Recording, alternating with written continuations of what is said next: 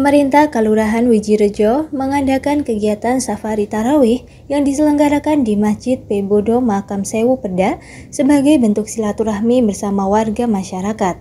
Safari tarawih merupakan inisiatif yang dilakukan oleh pemerintah untuk mempererat jalinan kebersamaan dan keharmonisan di antara warga masyarakat, khususnya dalam menjalankan ibadah tarawih di bulan Ramadan.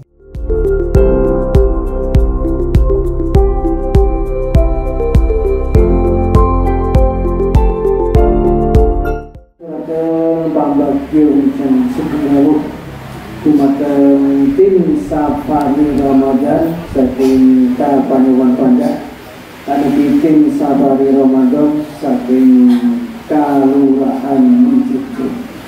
Kami aturaken agunging matur nuwun kudune Bapak-bapak tim Kapanewon, Bapak tim Wijirejo sampun kersa rawuh silaturahmi wonten ing jamaah Masjid Kanjeng Panjuju indah menika. Mugi-mugi juga Pak panjenengan masyarakat itu serta masoleh panjenengan.